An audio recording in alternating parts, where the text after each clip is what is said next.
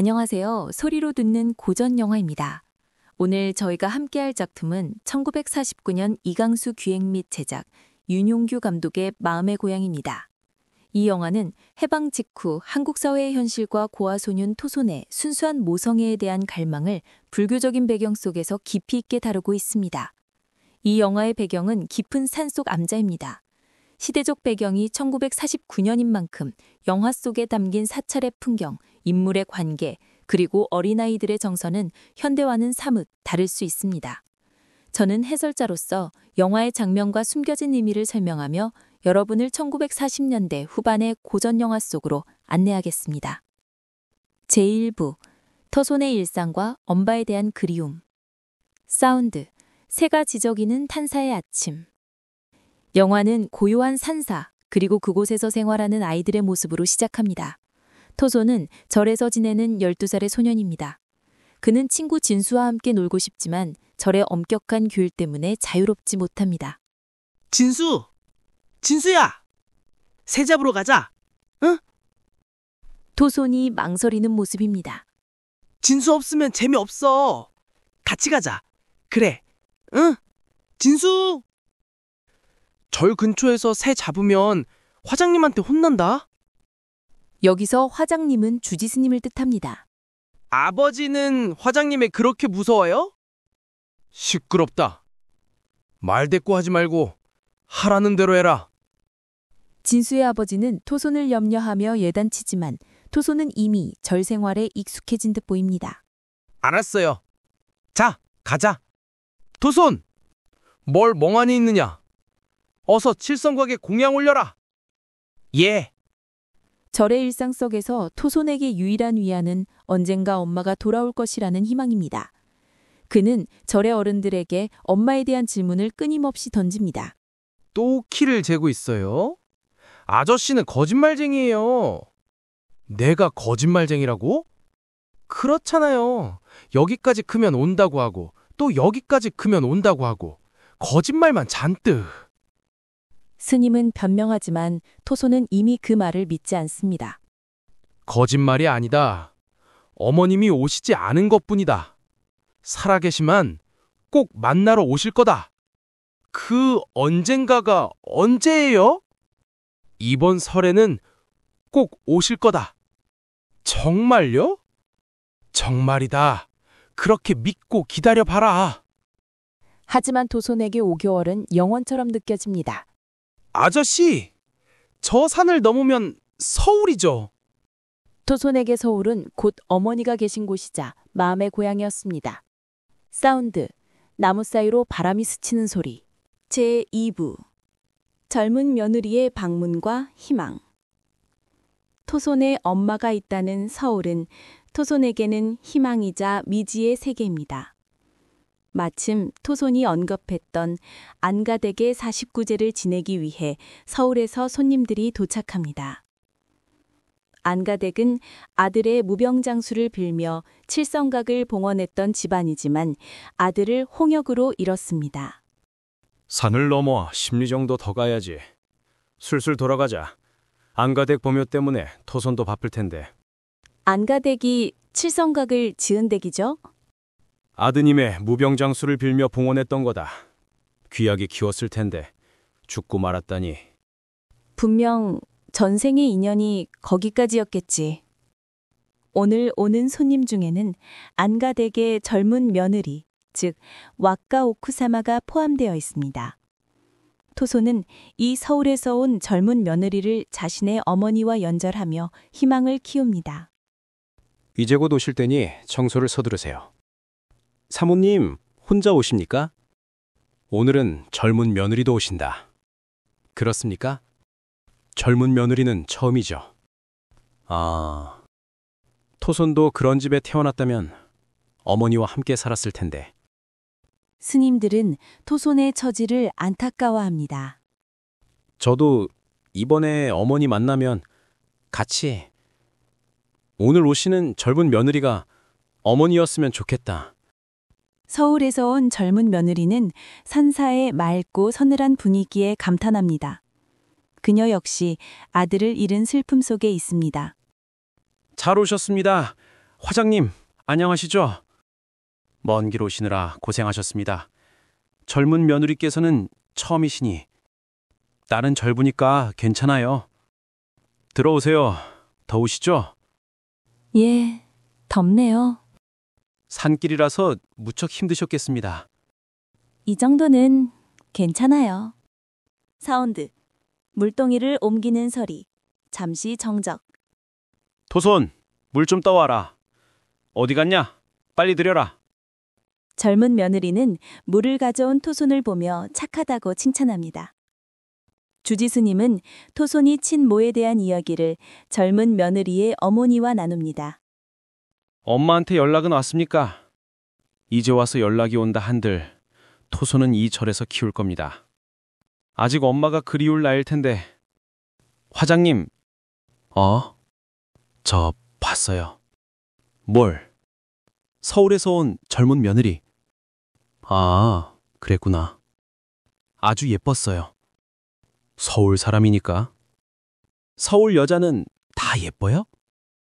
그러니까 서울이 좋다는 거야. 토손은 서울 여자에 대한 환상을 키웁니다. 이는 곧 엄마에 대한 환상으로 이어집니다. 서울에 있는 우리 엄마도 예쁘죠? 예쁘지. 설날에 온다는 건 거짓말이죠? 누구한테 들었니? 진수 아버지한테요. 올 사람은 오겠지. 토손의 이야기는 다시 안가댁 며느리의 사연으로 돌아갑니다. 을묘년이면 6살이 되었겠네요. 젊은 나이에 남편을 잃고 부유한 집안의 외동아들이라 애지중지 키웠을 텐데 홍역으로 잃으니 얼마나 가엾습니까? 인연은 돌고 도는 법입니다. 너무 상심하지 마세요. 법요가 진행되는 동안 토손은 여전히 경전 암송에 집중하지 못하고 잡념에 사로잡힙니다. 이것만 읽으면 외울 수 있을 거다. 제동, 예. 마하바냐 바라밀바부터 색불입공까지 외워라. 관자재 보살 행심 바냐 바라밀다시 조견 오온 개공 도 일체 고액 사리자 색불입공. 도선! 오늘 몇 번 읽었어? 30번 읽었습니다. 30번이나 읽고 왜 못 외우는 거냐? 또 잡념에 사로잡혔단 거냐? 내일은 그까지 외워라. 스님들은 토손이 서울에서 온 젊은 며느리 때문에 더 산만해졌다고 걱정합니다. 토손의 어머니는 어디서 뭘 하는 걸까? 풍문에 의하면 서울에서 행복하게 살고 있는 듯하다. 3살짜리 토손을 버린 여자다. 행복히 질 리가 없다. 세상은 참 묘한 일이다. 자식을 버리는 어머니도 있고 잃은 아들을 잊지 못하에 먼 절까지 법요를 한 어머니도 있으니 정말 세상은 불공평하다. 아저씨, 왜? 지금 제 이야기 있죠? 토손 이야기? 알아요. 엄마 이야기 몰래 한 것 아니다. 우리 엄마가 서울의 젊은 며느리랑 닮았다고 했잖아요. 우리 엄마가 그렇게 예뻐요? 그럼 예쁘지. 제3부 부채와 수주의 약속. 스님은 토손의 엄마가 특별한 염주를 가졌다는 이야기를 들려줍니다. 보통 염주 구멍으로 부처님이 보이지만 토손 엄마의 염주로는 붉은 연꽃이 보인다고 했습니다. 이는 토손의 모성애에 대한 환상을 더욱 키웁니다. 엄마 염주는 특별한 거죠? 염주 구슬의 구멍을 들여다보면 보통은 부처님이 보이잖아. 근데 토손 엄마 염주는 붉은 연꽃이 보인다. 그런 염주가 있어요? 저도 보고 싶어요. 엄마 만나면 달라고 해라. 서울의 젊은 며느리도 가지고 있을까요? 토손은 젊은 며느리에게 다가갑니다. 그녀는 토손에게 간식을 건네고 그의 나이 12세와 부모의 행망을 묻습니다. 이거 먹을래? 맛있는 과자야. 먹어? 자, 여기 앉아보렴. 몇 살이니? 12살이요. 토손이라고 했지? 예. 부모님은? 아버지는 모르지만 어머니는 서울에 있대요. 엄마도 젊은 며느리처럼 예쁘대요. 내가 예쁘니? 물론이죠. 젊은 며느리가 가진 흰 깃털 부채는 토손에게 강렬한 인상을 남깁니다. 토손은 그 부채를 보고 자신의 어머니도 저런 부채를 가졌을 것이라 상상하며 어머니에게 주기 위해 직접 부채를 만들어 주기로 결심합니다. 토손이 내 방에 꽃을 장식해 준 거니? 예, 젊은 며느리께 보여드리고 싶어서요. 착한 아이구나. 그렇게 좋은 부채로 붙이는 거예요? 그렇게 좋은 것으로 보이니? 처음 봤어요. 서울 여자들은 모두 가지고 있나요?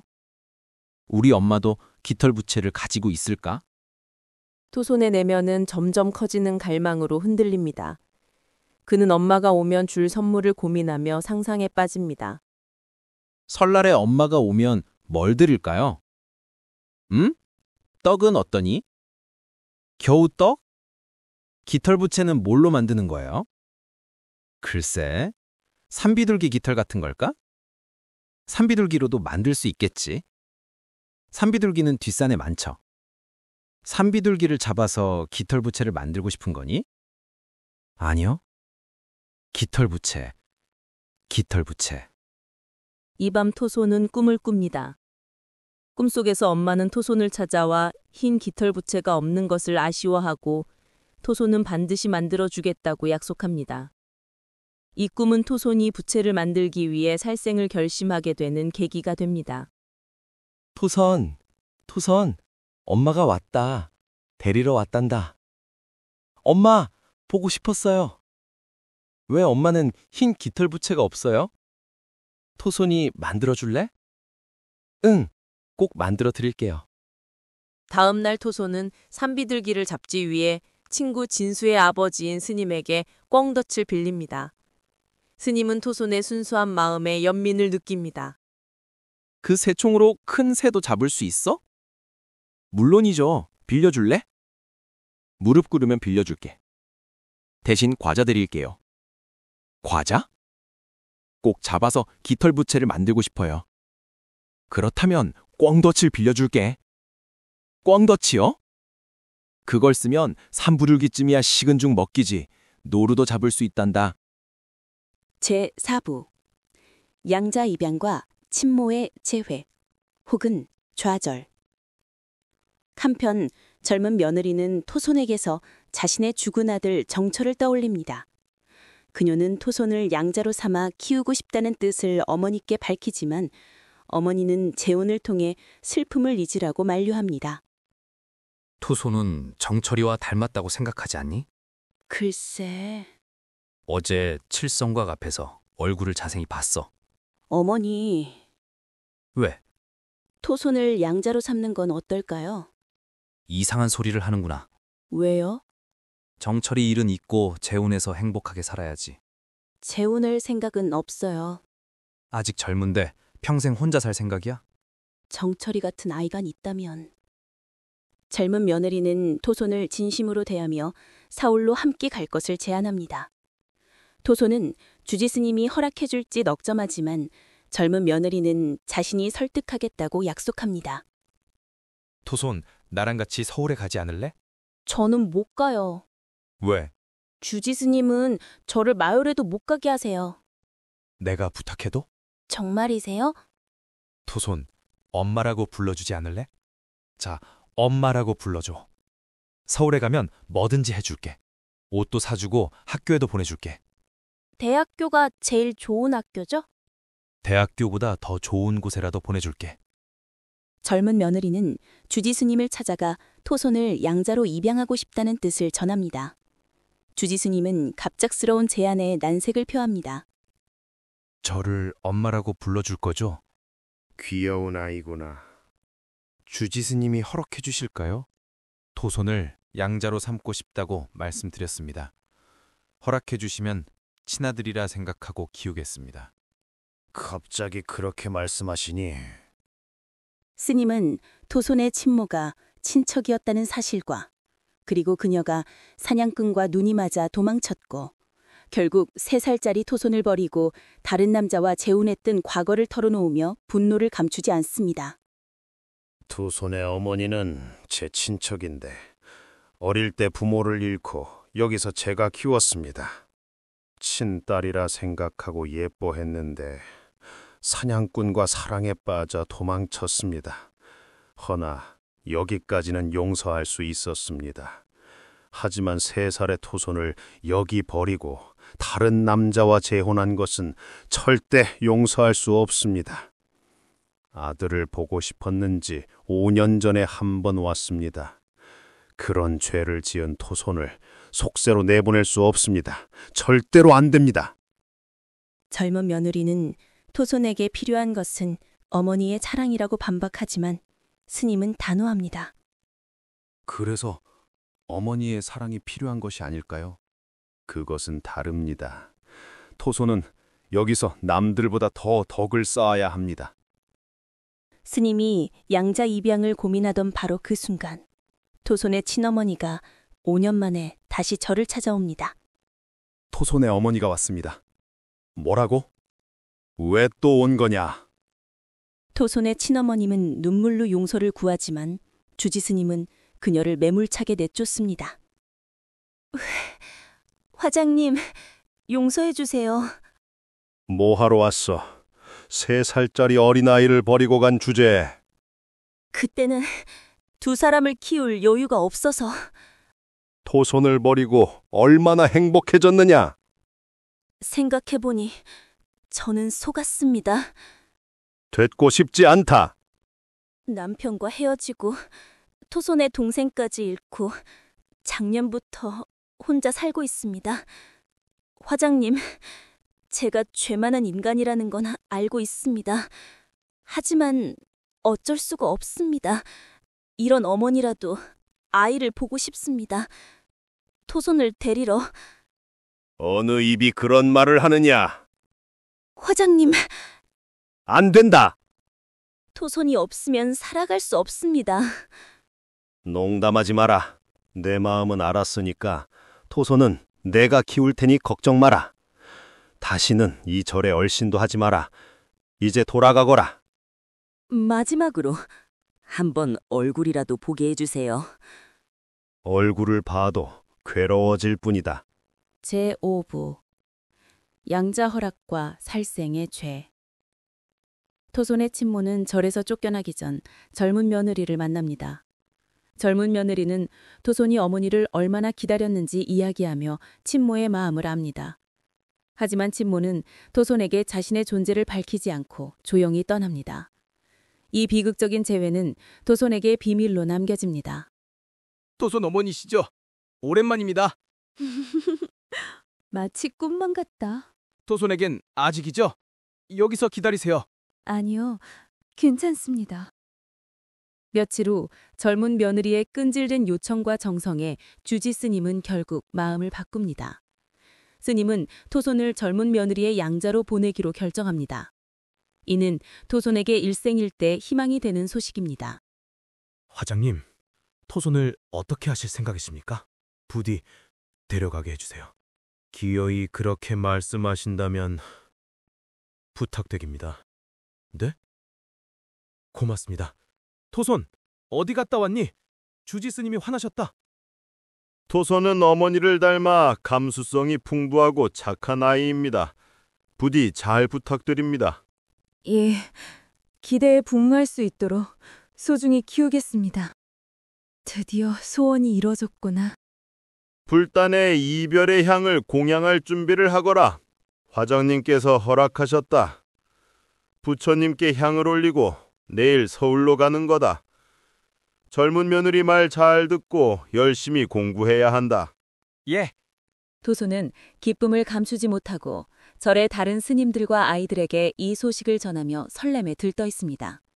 서울에 가면 옷도 입고 대학에도 갈 수 있다는 희망에 가득 찬 모습입니다. 화장님, 허락해 주셨습니다. 이력 화장님, 왜 그러냐? 가요. 어디에? 서울에요. 서울? 아저씨, 저 서울에 가요. 서울에? 젊은 며느리 양자가 되는 거예요. 양자로? 정말이냐? 예, 주지 스님이 허락해 주셨어요. 서울에 가면 옷도 입고 대학에도 갈 수 있어. 그거 잘 됐구나. 이제 물도 안 길어도 되고 어려운 경전도 외울 필요가 없어. 잘 됐는데? 주지스님은 토손에게 속세에 나가더라도 항상 불도를 잊지 말고 반야심경을 외우며 살아가라고 마지막 가르침을 줍니다. 부처님께 귀의합니다. 법에 귀의합니다. 승려에 귀의합니다. 사바세계에 나가도 전생의 죄가 사라지는 것은 아니다. 그러니 항상 부처님의 가르침을 명심하거라. 예, 이 반야심경을 아침 저녁으로 외우거라. 토손의 친모는 토손이 서울로 떠난다는 소식을 듣고 다시 절에 와서 젊은 며느리를 만납니다.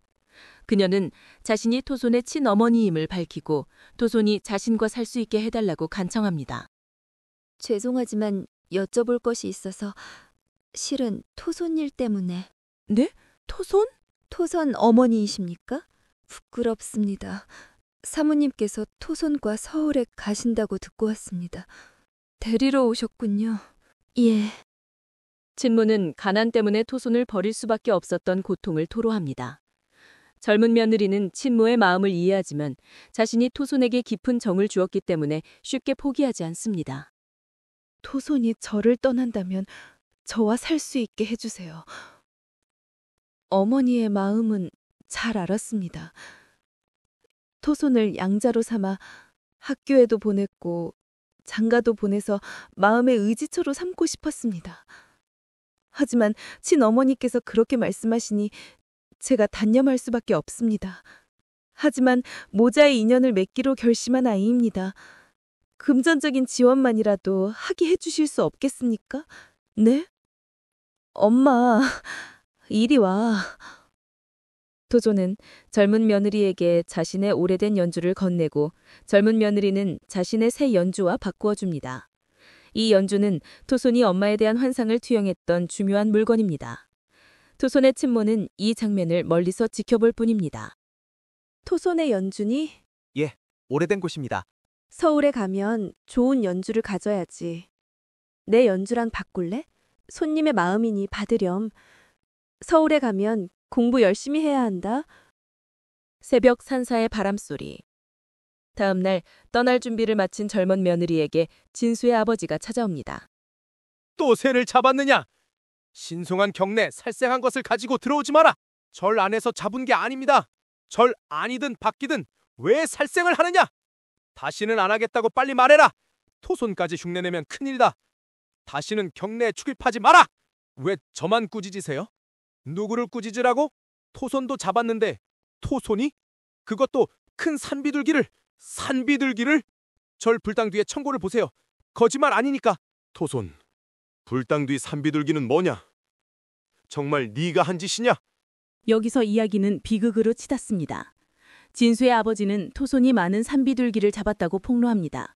주지스님은 토손을 다그치고 토손은 젊은 며느리의 아름다운 깃털 부채를 보고 자신의 어머니에게 만들어주고 싶다고 했다고 고백합니다. 토손이? 그것도 큰 산비둘기를? 산비둘기를? 절 불당 뒤에 창고를 보세요. 거짓말 아니니까. 토손, 불당 뒤 산비둘기는 뭐냐? 정말 네가 한 짓이냐? 주지스님은 경건한 법류 기간 동안 살생을 저지르고 그것을 숨긴 토손에게 크게 분노합니다.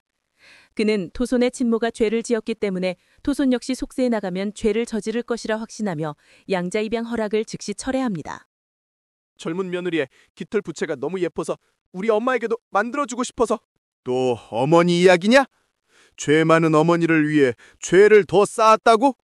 우리 정철이가 극락에 못 간다. 면목 없습니다. 당장 불당뒤를 치워라. 토손을 속세에 내보내면 어떤 죄를 저지를지 알 수 없다. 양자는 포기하십시오. 네? 양자 입양 허락을 즉시 처리합니다. 젊은 며느리는 토손을 데려가달라고 간절히 빌지만 주지스님은 단호합니다. 토손 역시 어머니의 죄를 씻기 위해 덕을 쌓아야 한다는 스님의 말에 토손은 폭발합니다. 왜 항상 엄마 욕만 하세요? 아름다운 관음보사님은 마음도 아름답다고 하셨잖아요. 우리 엄마도 예쁘니까 죄 같은 건 없어요. 그건 부처님 이야기다. 네 어머니는 야차 같은 무서운 여자다. 그럴 리가 없어요. 시끄럽다. 토손은 이제 이 모든 것을 견딜 수 없어 울부짖습니다. 그는 절을 떠나고 싶다며 지옥에 떨어질지라도 어머니를 찾아가겠다고 외칩니다. 싫어요. 가기 싫어요. 이런 산골절에 사는 건 이제 지긋지긋해요. 어떻게 그런 말을 하느냐? 어서 가거라. 저는 이제 이 절에 살고 싶지 않아요. 좋은 말로 할 때 가자. 가고 싶어요. 가게 해주세요.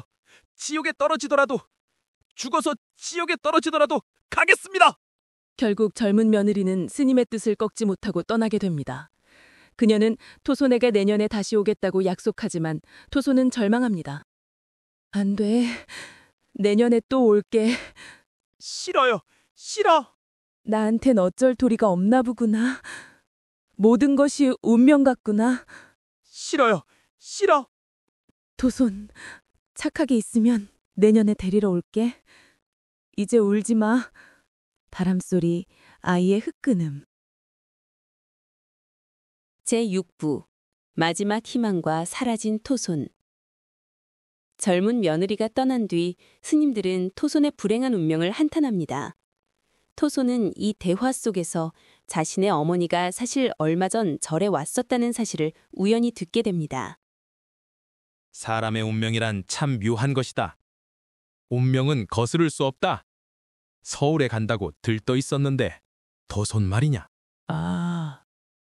그토록 기다리던 어머니를 눈앞에 두고도 만나지 못하고 아들을 눈앞에 두고도 어머니라고 밝히지 못하고 얼마나 가엾은가. 엄마 이야기죠? 언제 그런 이야기를? 항상 그래요. 엄마를 아는 주제에 저한테만 숨기고. 그렇지 않다, 토손. 조져야지 마라. 엄마가 여기에 왔었죠? 아들을 눈앞에 두고 말 못했다는 건. 그건 다른 사람이야. 옛날 일이다. 그렇단다. 옛날 이야기다. 거짓말. 솔직히 말해줘요.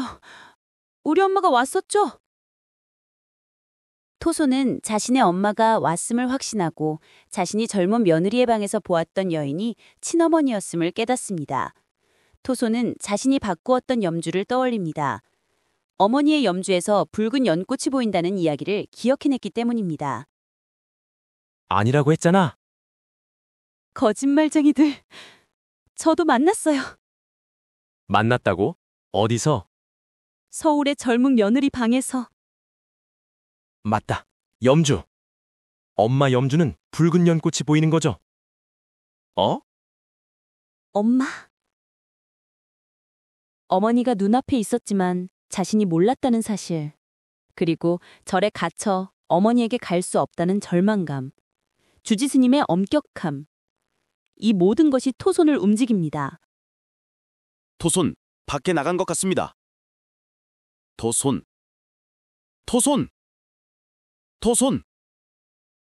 어디에도 없습니다.